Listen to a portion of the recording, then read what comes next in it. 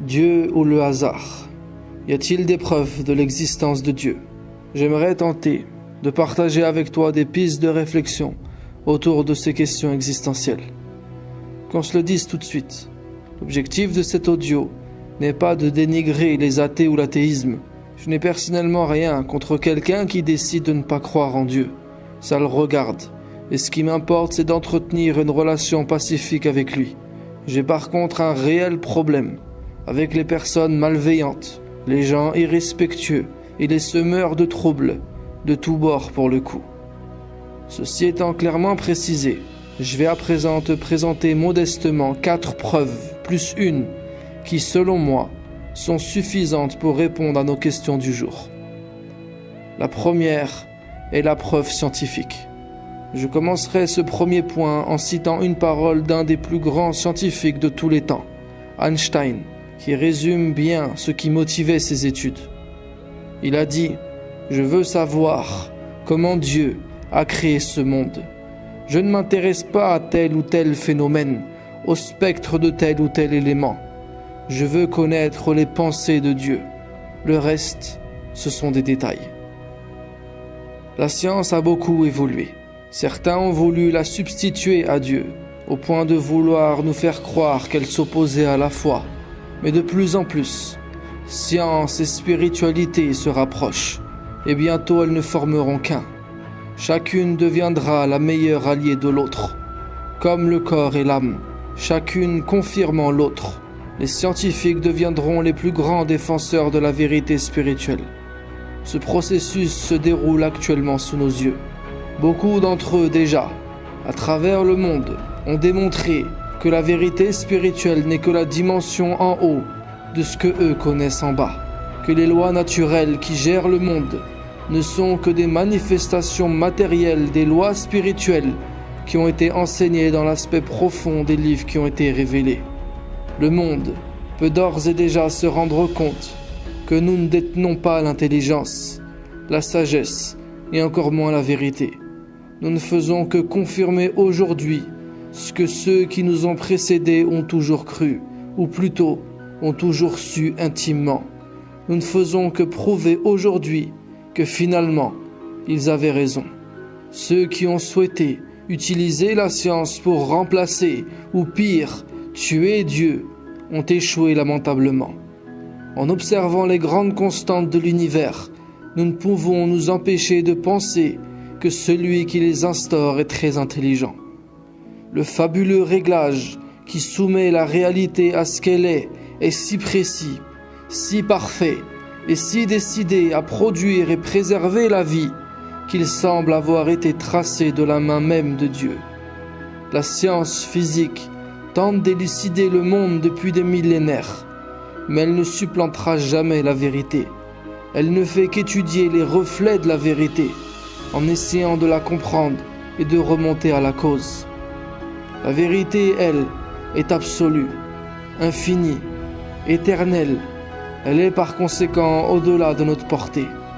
Elle est trop élevée pour qu'on puisse la saisir. Elle est si merveilleuse qu'elle nous permet de reconnaître que Dieu est grand et que notre savoir n'est rien. Les scientifiques observent, constatent ou font des théories. Leur connaissance évolue d'année en année, mais la vérité reste au-dessus de leurs compétences. Comprenons bien, la science reste définitivement en deçà de la vérité. C'est Dieu qui crée l'homme et qui lui montre son existence. Ce n'est pas l'homme qui prouve Dieu.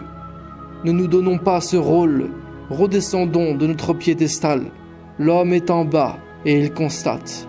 Et force est de constater que quel que soit le domaine qu'il étudie, que ce soit dans l'infiniment grand ou l'infiniment petit, à chaque fois que l'homme met son nez quelque part pour explorer la nature, la création, il en sort émerveillé par tant d'intelligence, tant de puissance, tant de sagesse.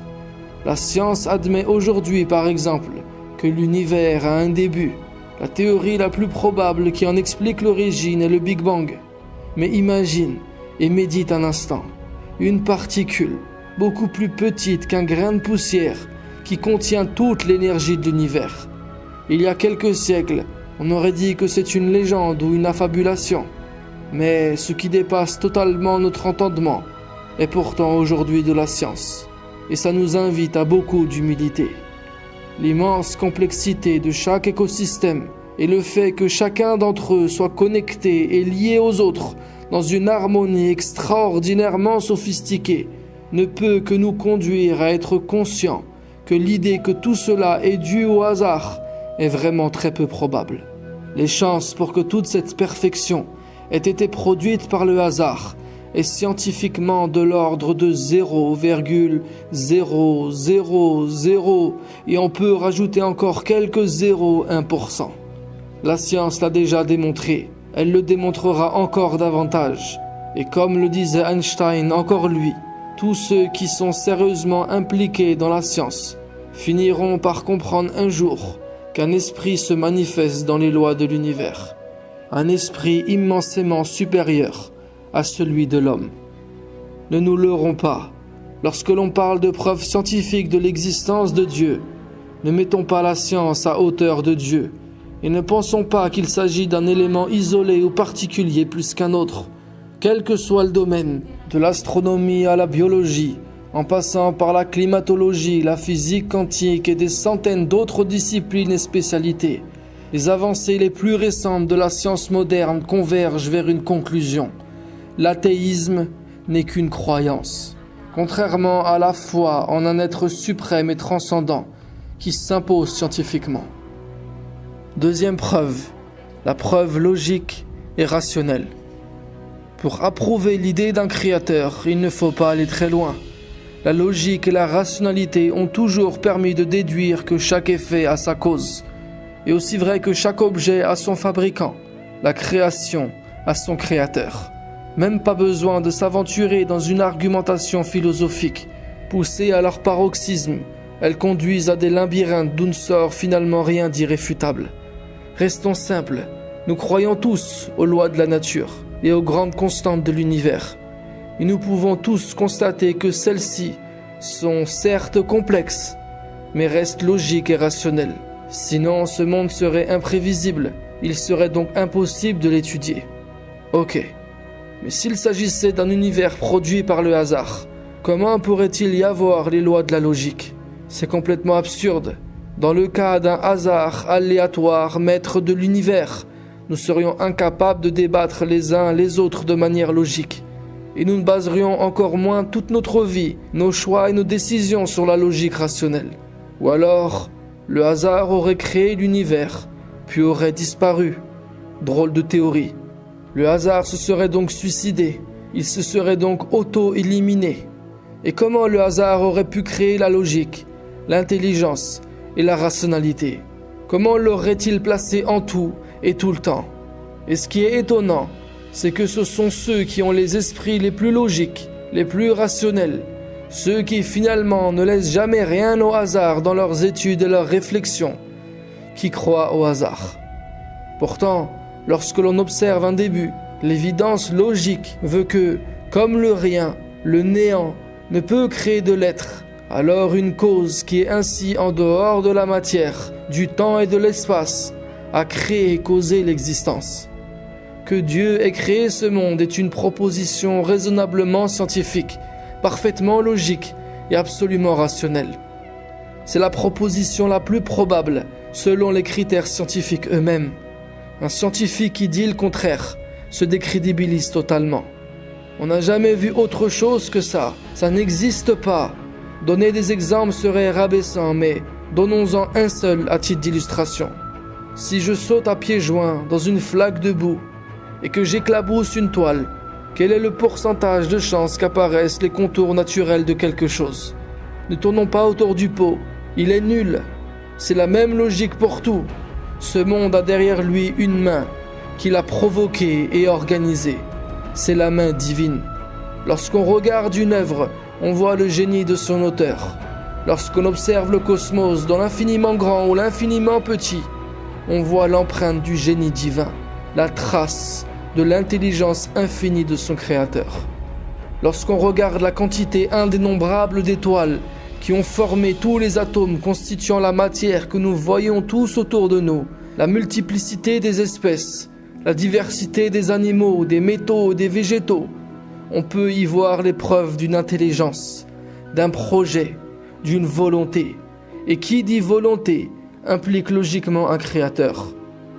L'énergie est aujourd'hui démontrée et observée. Elle est en toute chose, derrière toute chose.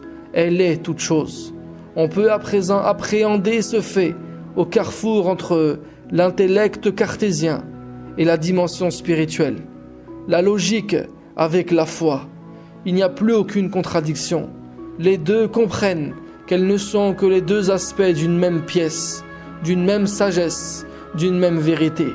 Seulement, la foi perçoit cette science à sa racine spirituelle, et l'esprit cartésien perçoit cette même science dans son expression matérielle. Croire que Dieu n'existe pas, alors qu'absolument tout s'harmonise, et qu'il y a une chance infime, d'après les preuves, pour que ce soit dû au hasard, est la croyance la plus illogique qui soit. La probabilité pour que du hasard, du néant, du rien, du je sais pas quoi, puisse sortir un monde si ordonné, si équilibré, si organisé, reviendrait à la probabilité de toucher le cœur d'une cible de 1 cm de diamètre à une distance de 15 milliards d'années-lumière. Mathématiquement parlant, c'est possible, parce que les maths ne font pas de sentiments. Mathématiquement, une chance sur 1 milliard égale, c'est possible. Mais c'est de l'ordre de l'improbable. Reconnaissez au moins qu'il y a largement plus de probabilité que ce soit une intelligence suprême qui a créé ce monde que le hasard. Au moins dites-le, ne parlons pas de religion, de culte ou de quoi que ce soit d'autre. Mais reconnaissez au moins que ceux qui croient en un créateur ont 99,999% de chances d'avoir raison, et que les autres font un pari tout en ayant 0,0001% de chance de le gagner. Un pari aussi risqué que de vouloir reproduire le hasard. En vérité, il est évident qu'il y a un Dieu créateur, un être infini, éternel, en dehors du temps et à l'origine de toute chose. Sinon, d'où viendrait l'énergie du Big Bang? Et comment cette énergie se serait libérée de manière tellement ordonnée qu'elle aurait produit en 2 ou 3 minutes tous les éléments fondamentaux et les plus abondants de l'univers? Décidément, le hasard était intentionné. Il avait une intention créatrice. Non, cet ordre et toute cette harmonie est bien l'expression d'une complexité qui ne doit absolument rien au hasard. Il y a une intention qui est derrière. Le fait que chaque atome, chaque molécule se dirige vers la vie en permanence, que l'univers obéit constamment à des structures physiques d'une précision vertigineuse, à des lois soigneusement établies dont le dessein est de permettre à la vie d'apparaître sur cette planète. Tout cela n'est pas un accident cosmologique, un accident qui aurait provoqué des milliards de coïncidences, chacune tout aussi essentielle à la vie que l'autre, chacune ayant un rapport avec l'autre, des coïncidences qui s'harmonisent, que ce soit la distance Terre-Soleil, l'inclinaison de la Terre, le niveau d'oxygène dans l'atmosphère. Ces 3 exemples sur des milliards d'autres ont permis tous ensemble à la vie d'être venue au monde et d'y perdurer. Si une seule de ces coïncidences ne fonctionne plus, la vie disparaît. À ce niveau-là, ce n'est plus des coïncidences, c'est des synchronicités. Dire le contraire est de la folie. La 3e preuve est la preuve coranique. Le Coran fait partie des livres qui prétendent avoir été révélés par Dieu, par l'intermédiaire d'anges et de prophètes messagers. Il y en a eu plusieurs à travers l'histoire, mais il est à ce jour, avec la Bible et les différents livres qu'il compose, les seuls auxquels se réfèrent des milliards d'adeptes qui les présentent comme étant la parole de Dieu. Intéressant de s'y pencher, car si tel est le cas, ils contiennent forcément des informations que seul Dieu pouvait connaître au moment où elles ont été diffusées. De plus, le seul moyen de connaître ce Créateur, cette intelligence suprême, est à travers ce qu'il nous révèle. Cette parole dont nous disposons aujourd'hui sous forme écrite nous enseigne ce que Dieu a souhaité nous faire savoir. Qui sommes-nous? D'où venons-nous? Qu'est-ce que le monde? Quel est le sens de l'existence? Où allons-nous? Tous ces livres parlent notamment d'une vie après la mort et d'une conscience hors du cerveau et du corps. Un enseignement aujourd'hui confirmé par les millions de témoignages de mort imminente à travers le monde. Encore une fois, tout concorde. Je ne suis pas spécialiste de la Bible, de l'Ancien et du Nouveau Testament, de l'Évangile, de la Torah et des psaumes, donc je ne me permettrai pas d'en parler. En plus, ça m'obligerait à aborder des sujets qui ne sont pas l'objet de cet audio, sans aucun mépris vis-à-vis de ces livres, que j'écris d'ailleurs avec un L majuscule. Je vais juste me contenter de parler des preuves coraniques. Par exemple, les versets 30 à 33 de la sourate 21 disent « Awalam yara alladhina kafaru » Ceux qui renient, n'ont-ils pas vu « Anna as-samawati wal arda kanata ratqan » que les cieux et la terre formaient une masse compacte. « Fafataqnahuma » que nous avons séparé. « Waj'alna min al-ma'i kulla shay'in hayy » et qu'à partir de l'eau, nous avons fait toutes choses vivantes. « Afala yu'minun » n'auront-ils pas foi? « Waj'alna fil ardi rawasi » et nous avons introduit dans la terre des ancrages. « Antamida bihim » afin qu'elle ne tanque pas avec eux. « Waj'alna fiha fijajan subula » et nous y avons placé des passages étroits et de larges chemins. « La'allahum yahtadun » afin qu'ils s'orientent. « Waj'alna as-samaa'a saqfan mahfouza » et nous avons fait du ciel une voûte protectrice. « Wa hum an ayatiha mu'ridun » et cependant, ils se détournent de ces merveilles. « Wa huwa alladhi khalaqa al-layla wan-nahar wash-shamsa wal-qamar » et c'est lui qui a créé la nuit et le jour, le soleil et la lune. « Kullun fi falak » tous dans une orbite. « Yasbahun » en train de voguer. Ces 4 versets avancent tour à tour que l'origine de l'univers est une masse compacte qui a été séparée, que la vie est apparue dans l'eau, que les montagnes sont ancrées comme des piquets et que leur fonction est de stabiliser la Terre, que la voûte céleste agit pour nous protéger et que les planètes gravitent en orbite, ce qui permet entre autres d'alterner le jour et la nuit sur Terre. À noter que le segment Kullun fi falak, tous dans une orbite, forme un palindrome, c'est-à-dire un groupe de mots que l'on peut lire dans les deux sens, comme s'ils se suivaient, comme si eux aussi suivaient une trajectoire, comme un corps céleste qui gravite dans une orbite, comme si ce segment nous donnait l'information et son illustration. Le Coran donne bien d'autres informations qui ont été confirmées par la science moderne au XXe et XXIe siècle. Par exemple, que les fourmis communiquent entre elles en émettant des sons, au verset 18 de sourate 27, ou encore que l'obscurité entoure le soleil, au verset 4 de sourate 91, « Wal-layli idha yaghshaha » et par la nuit, quand elle l'enveloppe. Ce verset prouve à lui seul que l'auteur de ce livre ne peut pas être un homme, qu'il a forcément une vue extérieure à la terre.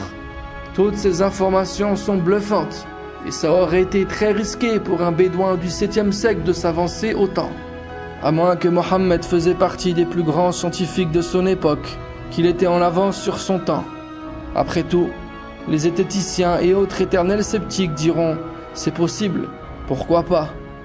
Attention, je précise que le Coran n'est pas un livre scientifique, c'est un message spirituel, un message qui s'est adressé en premier lieu à des Arabes du Moyen-Âge. Il s'exprime donc dans leur langage, qui n'était pas un langage scientifique. Il donne effectivement des informations précises, mais ne rentre pas dans le côté technique et détaillé comme peut le faire un exposé scientifique. Le Coran n'est pas non plus l'interprétation que certains en font.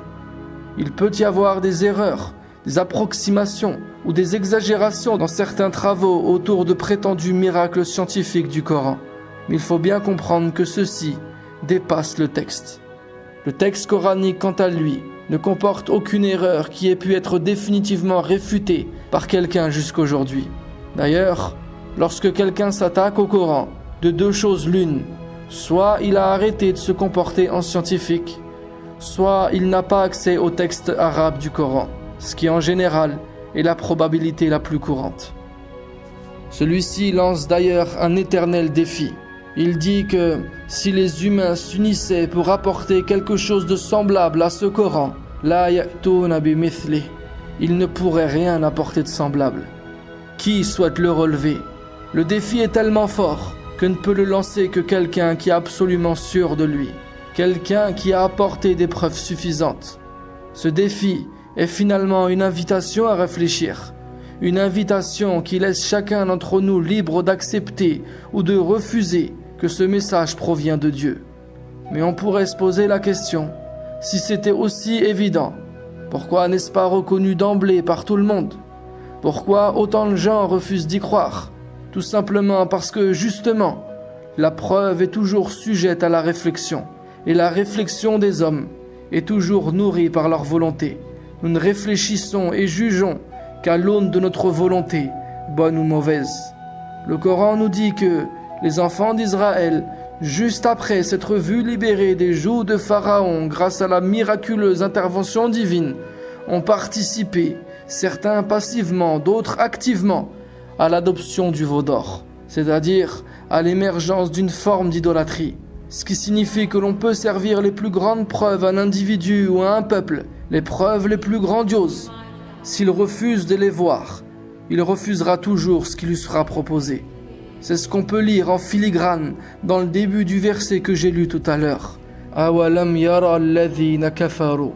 Ceux qui renient n'ont-ils pas vu? Il s'agit avant tout de la vue intérieure, car la posture psychologique peut biaiser notre réflexion et nos conclusions.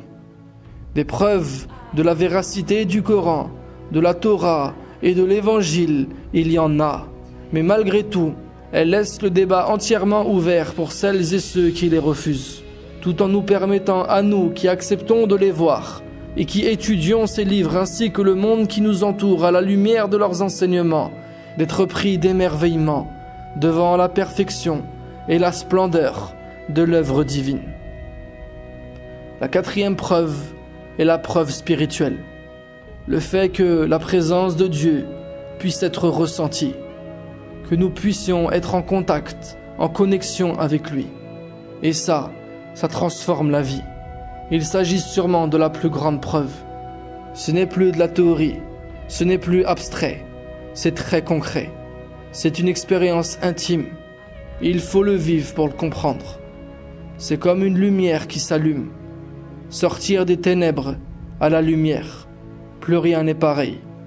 Les couleurs apparaissent. C'est un éveil spirituel, un réveil de conscience.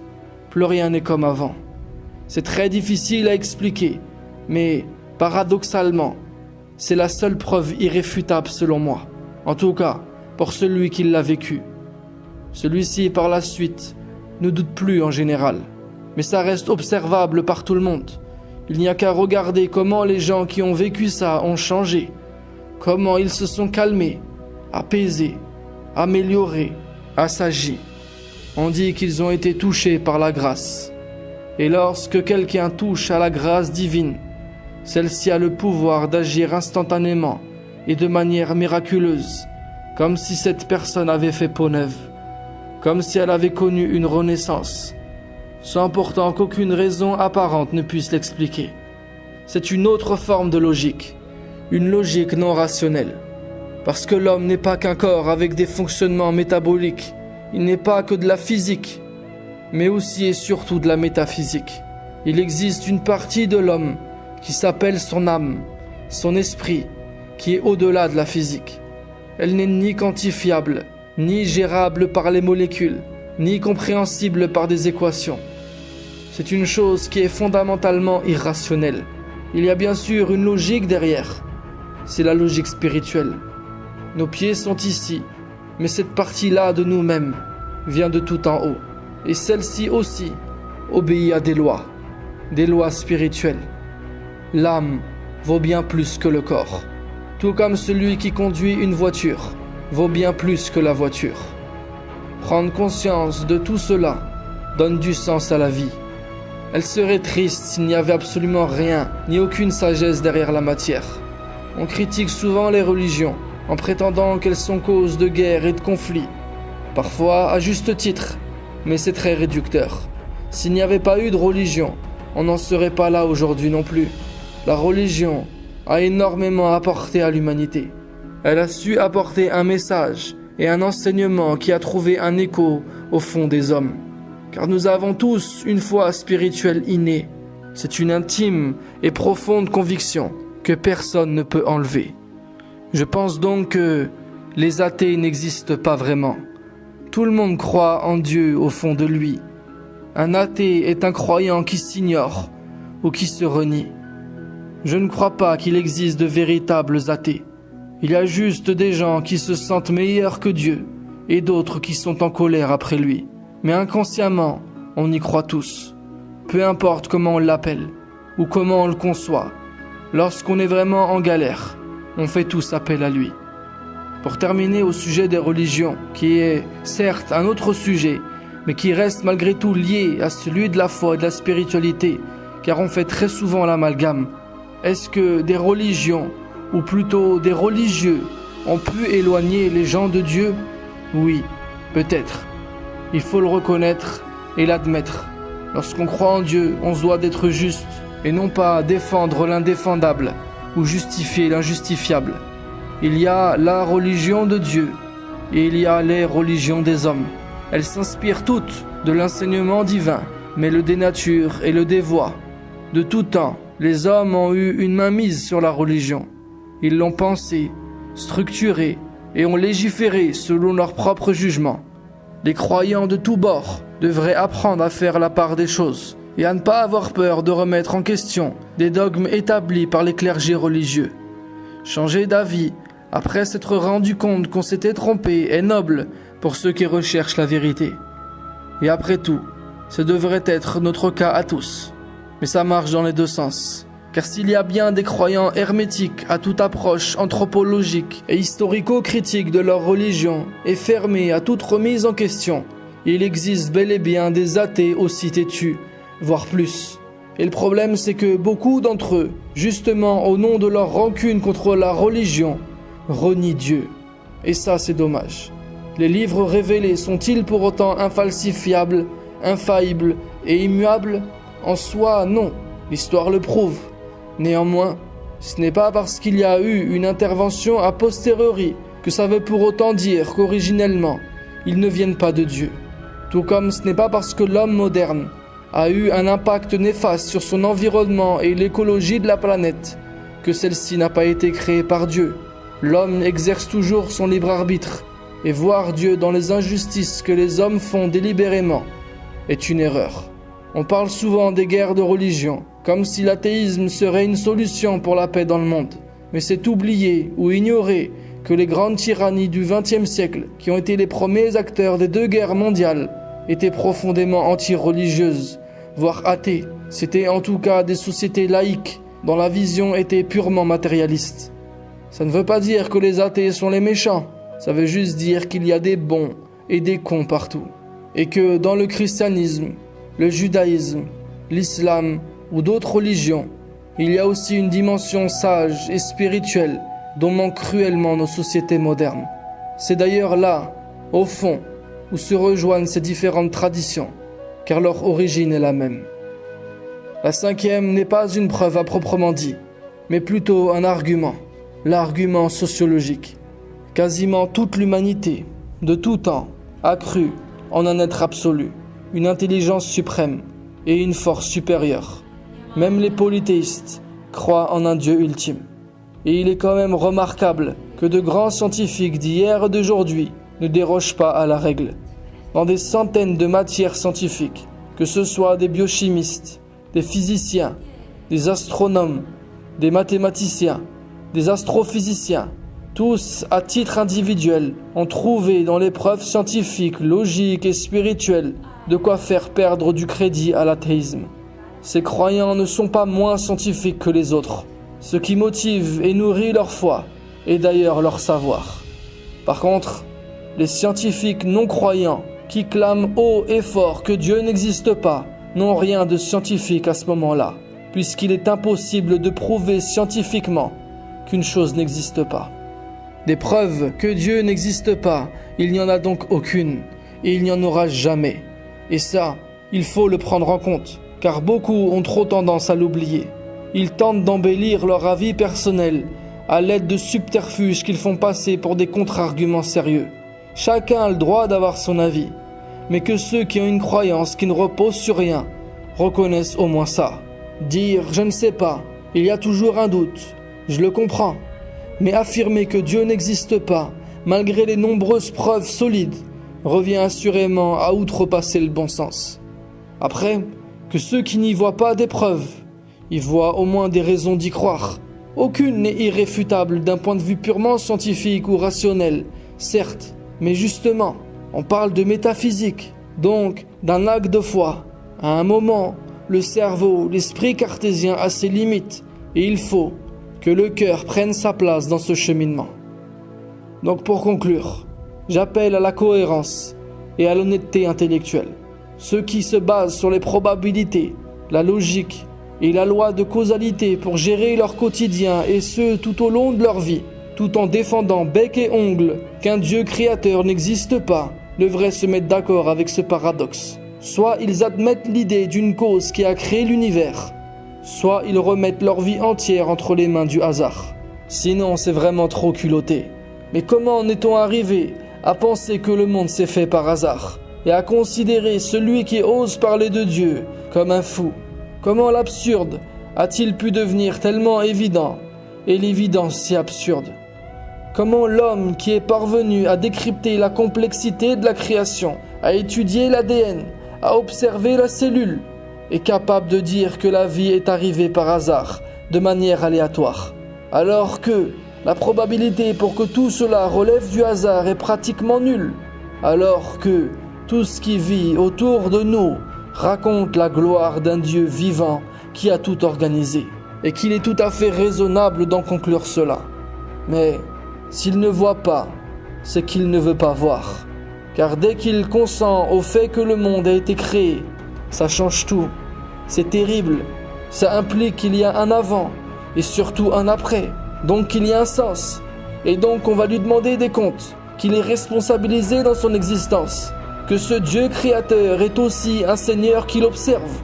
Et c'est ça qui le dérange au plus haut point. Donc ce même homme est prêt à accepter toutes les absurdités pour esquiver la vérité qui le dérange. Elle est si lourde d'implications pour lui qu'il choisit de se rebeller en cherchant 1001 raisons et excuses pour ne pas la reconnaître.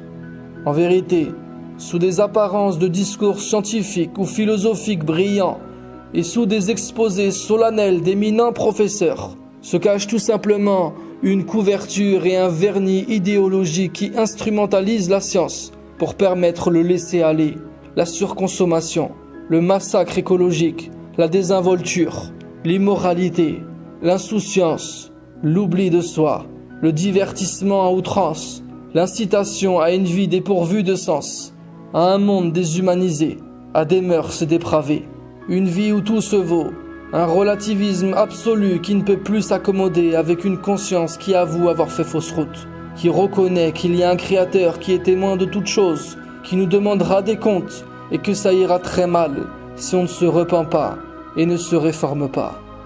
D'ailleurs, si Dieu n'existe pas et qu'il n'y a pas de vie après la mort, alors le croyant qui meurt retournera dans le néant et ne saura même pas qu'il s'est trompé. Par contre, si Dieu existe vraiment, le non-croyant qui s'est trompé devra assumer son erreur pour l'éternité. Celui qui pense qu'il y a plus urgent et prioritaire que ce sujet existentiel, alors qu'il attende, et nous attendons nous aussi. Quant à celui qui s'y intéresse et s'en enquiert, il se rendra vite compte que plus la science avance, plus elle parvient à connaître les structures les plus profondes de l'existence physique et matérielle, plus elle confirme que les maîtres religieux et spirituels, il y a des siècles, avaient déjà parlé de ces mêmes notions dans leur propre langage. Un langage plus spirituel, où ces notions commencent et servent de racines, de source et de matrice à celles que nous connaissons et étudions aujourd'hui. Bientôt, et nous y sommes plus que jamais, la science ne contredira plus la foi, mais au contraire, prouvera la foi. la foi étant la science des sciences. Même l'athéisme deviendra de plus en plus spirituel. Finalement, la science a pu combattre la religion des idiots, celle qui n'a pas la hauteur intellectuelle ni spirituelle pour expliquer quoi que ce soit, celle qui enseigne des bêtises et des superstitions ridicules, celle qui s'oppose même à la science, celle qui n'est qu'un instrument politique pour asservir et exploiter la population. Par contre, la science n'a jamais pu combattre la religion des sages. Car lorsque cette sagesse se dévoile, la science ne peut que l'acquiescer et l'approuver en déclarant « Ce que vous voyez en haut, nous le voyons en bas ». Et c'est là que les deux frères ennemis feront la paix. Et quelle merveilleuse alliance que celle-là, lorsque les scientifiques et les chercheurs mettront leur savoir au service de la compréhension du monde spirituel et métaphysique, et que les hommes de foi mettront leur sagesse au service de la construction terrestre. C'est là que le monde pourra réussir économiquement, socialement et politiquement. Enfin, pour finir, il y a 3 manières de voir cet univers tellement vaste qu'on ne peut en voir le bout, si immense qu'on a même l'impression qu'il est infini. Il y a la réponse athée et hâtive. Ça prouve que la vie sur la planète est une anomalie, un accident cosmologique. Si ce n'était pas du hasard, il y en aurait ailleurs. Il y a aussi la réponse physique. L'univers est interconnecté. Il fonctionne comme des grands rouages imbriqués les uns dans les autres. Et la Terre est en étroite relation avec son environnement galactique. Par exemple, chaque étoile permet entre autres de fournir à la Terre les éléments chimiques dont ses habitants ont besoin. Lorsqu'une supernova explose, elle génère un intense déluge de particules qui se dispersent dans toute la galaxie, y compris sur notre planète. Ces rayons cosmiques sont bénéfiques à la vie sur Terre. Ils jouent un rôle propice important sur son climat et permettent d'augmenter sa biodiversité. Et il y a aussi la réponse métaphysique. Lorsque l'homme observe le cosmos, lève ses yeux vers le ciel et se trouve perdu dans l'immensité de l'univers intergalactique, il est saisi à la fois de frayeur et d'admiration. Il prend conscience de sa vraie dimension. Il se rend compte qu'il n'est qu'une infime poussière, échouée sur un caillou incertain, au milieu d'une immense galaxie. Il peut se faire une idée de ce qu'est l'infini. Il peut toucher du bout du doigt là où la toute-puissance divine commence. Et il prend ainsi conscience de sa vraie place face au Créateur. Tandis que si l'univers avait été fait à l'échelle humaine, on aurait réduit Dieu à toutes les limites de sa création. Mais en regardant le ciel une première fois, on est subjugué par la façon dont cet univers a été conçu. Et en retournant notre regard à 2 fois, se manifeste alors, à nos yeux et nos cœurs, la splendeur et le prestige éternel de celui qui en est la source. Et on ne peut alors que s'incliner en disant « Il n'est de Dieu que toi. Gloire à toi. Tu n'as pas créé cela en vain. J'ai vraiment été injuste en ne t'estimant pas à ta juste valeur. Quelle pire illusion que d'ériger en dehors de toi des seigneurs et des appuis. À toi je me repens, et je suis le premier des croyants. » C'est la fin de cet audio que je t'invite à réécouter et à partager. Sur ce, je te dis à la prochaine vidéo, Inch'Allah. Merci d'avoir écouté. Si ça t'a plu, je t'invite à aimer la vidéo et à la partager autour de toi. Ça ne te prendra que quelques secondes, mais c'est le meilleur moyen de soutenir mon contenu. Et si tu veux aller plus loin, tu peux t'abonner à mes mails privés. Un contenu écrit, court, régulier et original que tu recevras directement dans ta boîte de réception. C'est totalement gratuit et tu peux te désinscrire à tout moment. Je n'utilise aucun réseau social à part Telegram. J'y partage des mini-audios enregistrés sur le vif, des actus et des idées que je découvre ou encore des contenus que je consulte en ce moment. Tous les liens sont dans la description sous la vidéo. On reste ensemble, Inch'Allah.